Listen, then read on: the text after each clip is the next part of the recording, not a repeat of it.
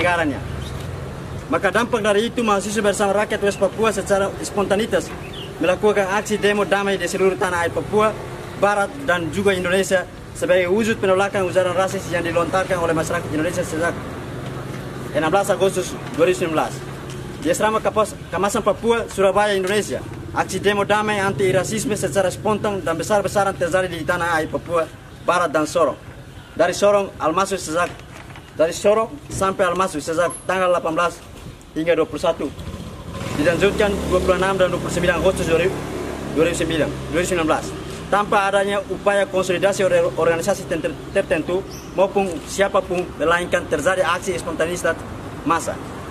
Pasca terjadinya aksi massa, komplotan elit negara kolonial Indonesia di Jakarta melalui Kapolda Saudara Tito Karnavian mengeluarkan pernyataan sepihak dan sesat atas nama negara dan memvonis bahwa pelaku rasisme bukanlah masyarakat Indonesia yang jelas menghujat seperti yang tertangkap kamera lalu viral di seluruh media sosial. Tetapi justru dituduh kepada orang Papua Barat yang jelas-jelas korban dari ujaran rasisme tersebut. Sejak penangkapan sampai hari ini, proses hukum terhadap tahanan politik korban rasisme ini tidak berjalan dengan baik. Negara telah berupaya mengkriminalisasi terhadap para pejuang kemanusiaan dan aktivis mahasiswa yang sedang bersuara menolak rasisme dan juga terhadap mereka yang menjalani proses hukum di seluruh pengadilan Indonesia. Negara Indonesia sedang berupaya mengirim pejuang dan aktivis mahasiswa dengan tuduhan pasal makar seolah aksi demo di Papua Barat itu menuntut kemerdekaan Papua Barat.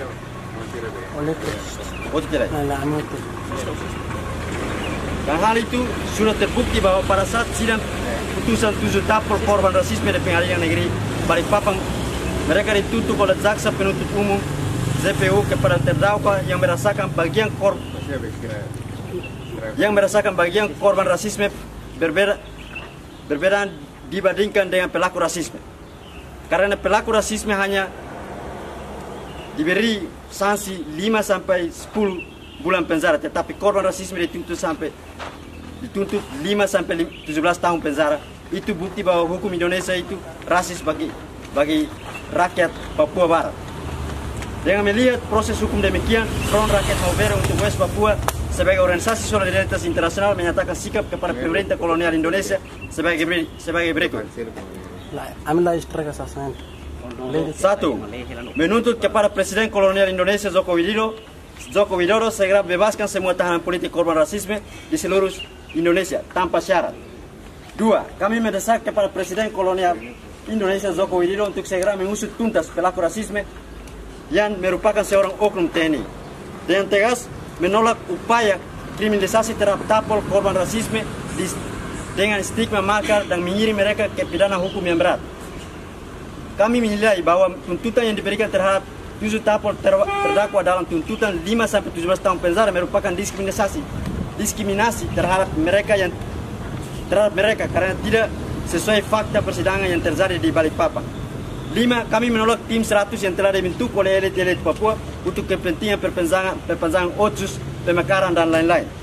6. Kami juga mendesak untuk bebaskan tapol anti-rasisme selain dari 7 tapol di Balikpapan tanpa syarat. 7. Kami menilai referendum adalah solusi demokratis untuk bangsa West Papua. 8. Tarik militer TNI dan Polri organik dan non-organik di tanah Papua. 9.